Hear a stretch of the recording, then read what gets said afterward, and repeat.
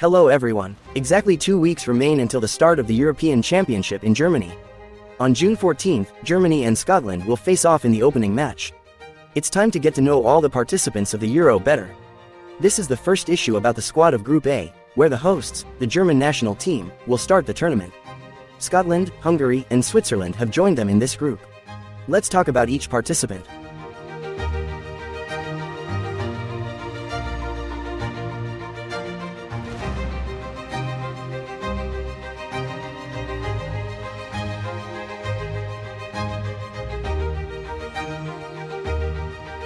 We'll start, as is customary, with the hosts of the championship. Moreover, what's happening with the German national team is highly intriguing. Just a reminder, in the last 2 World Cups in Russia and Qatar, the Germans didn't make it out of the group stage. And in the last European Championship, they exited at the first playoff stage, losing to the English. Things only got worse afterward. As hosts of the Euro, Germany was exempt from the qualifying matches, playing friendlies instead, but even in those, they managed to lose to Belgium, Poland, and Colombia last summer. The crisis engulfed the team to such an extent that in September, head coach Hansi Flick was fired after a 1-4 loss to Japan, who continued to mock the Germans, having started at the World Cup in Qatar. After that tournament, everything went downhill for Flick. Once, he managed to restore the atmosphere in Bayern after Niko Kovac. But he couldn't unite the national team players. He changed tactics like gloves, shuffled the lineup, and made strange personnel decisions. In short, he couldn't cope. With the arrival of Julian Nagelsmann, German football officials felt a bit of relief. Veteran Rudi Völler was brought in to assist the young coach. This formed a coaching tandem. Together, they brought order and established a unified playing model. However, not all problems could be solved at once. For example, the smoldering conflict between Neuer and Ter Stegen hasn't disappeared. In the March friendlies against France and the Netherlands, the Barcelona goalkeeper played, but only because Neuer was injured. Germany won both matches, by the way. And now Nagelsmann faces a tough choice for the goalkeeper position again. Generally, a team with such a selection of players has no right to complain about external disturbances. And it's quite fair that at home, only victory is expected from the Germans in the tournament. It's frightening to imagine the potential of a team featuring such gems as Wirtz, Musiala, and Sané. How to place them on the field correctly is a question for the coach. And Nagelsmann's level allows for trust. For example, to balance this star-studded attack, he is currently using the natural destroyer Andrić. Next to him in the defensive midfield, the team is managed by the magnificent Toni Kroos, who, unfortunately, will retire after the Euro.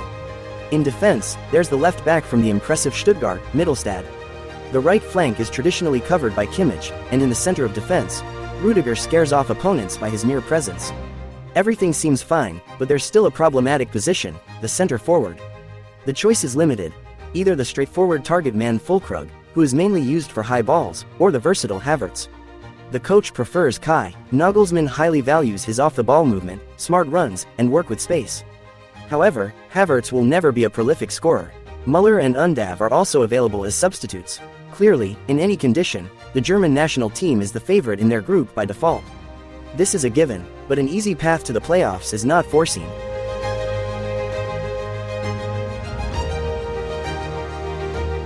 The Germans' opponent in the upcoming opening match is the Scotland national team.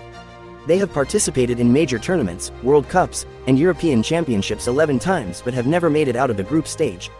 This is the main intrigue regarding the Scots. Will they be able to make a historic breakthrough? In the qualifiers, they lost only once, to Spain, and confidently took second place in their group behind the leader. The first association with Steve Clarke's current team is the dreary 0-0 draw against England in the last Euro 3 years ago. It was the dullest and most depressing game of the entire tournament, with no goal-scoring chances on either side, hence why it was memorable. In those 3 matches, Scotland managed to score only 1 goal and got eliminated, although the head coach kept his job. Apparently, just qualifying for the Euro is considered a success, regardless of the performance. Especially since Clarke has done it for the 2nd time in a row. As a player, the Scotland coach spent more than 10 years with Chelsea and later, as an assistant coach, worked with Newcastle, Liverpool, Chelsea, and Aston Villa. Last year, Clarke celebrated his 60th birthday. An experienced man, his team is well trained tactically and can be called a coach's team as much as is possible for a national team. The Scots like to press high, pushing the defensive line up to maintain compactness. When they fall back into positional defense, they also hold together as a tight block, disrupting opponents with their density. The reliability of their defense largely depends on motivational factors. While fighting to qualify for the Euro, they were impenetrable, delivering a series of 5 clean sheets in a row. Once the task was accomplished, they relaxed and, starting from last autumn, began conceding 2 or more goals in each game. However, the opponents in the friendlies were top-tier teams like France and the Netherlands. At the Euro, the Scots, of course, won't have issues with motivation. These guys not only know how to fight and compete, but it's their natural element. They are indefatigable. Scotland attacks simply and vertically, though they sometimes wait for their trademark deep runs from Scott McTominay, who has recently emerged as a scorer not just for the national team but also for his club.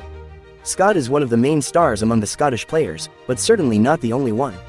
There's also John McGinn, the versatile soldier from Aston Villa, captain and leader of the Scotland national team. Also irreplaceable is Andy Robertson. He had a rough season due to injury, but by spring, the Liverpool hero had regained his strength. He just needs to get in shape for the big tournament. Who else is notable? Defy Nightly Billy Gilmore, the playmaker from Brighton, and Che Adams from Southampton, who has returned to the Premier League. There are also plenty of problematic positions. First and foremost, there's no decent centre forward who regularly scores in one of the top leagues. The goalkeepers don't inspire confidence either. Craig Gordon is already 41 years old, and the main goalkeeper, Angus Gunn, plays for Norwich in the Championship.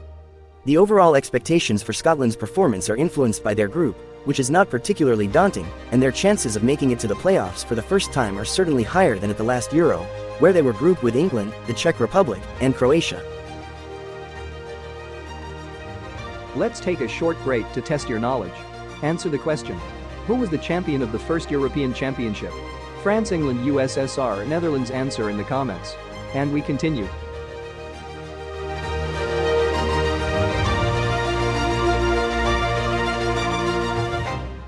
Speaking of the next participant in Group A, it's important not to get confused by similar names and clubmates.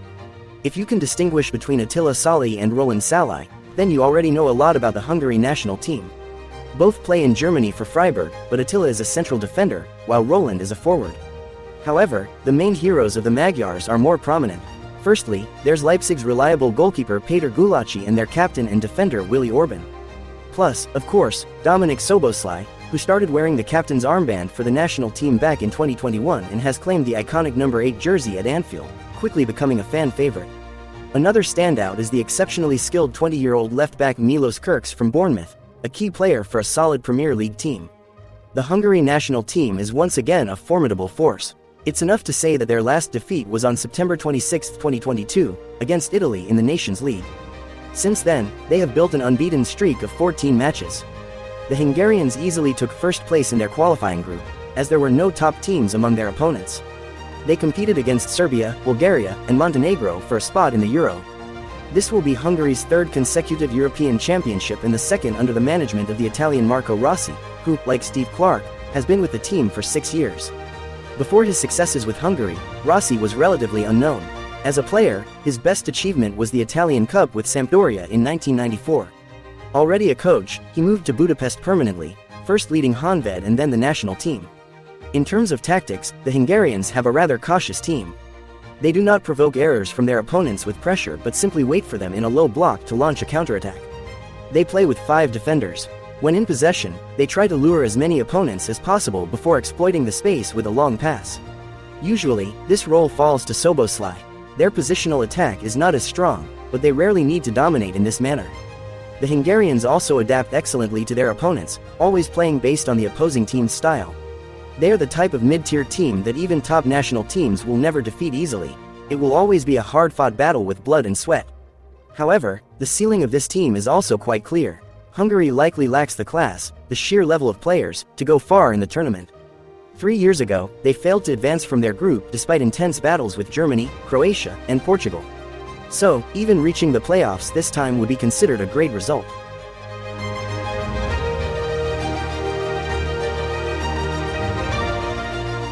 Group A appears to be very evenly matched.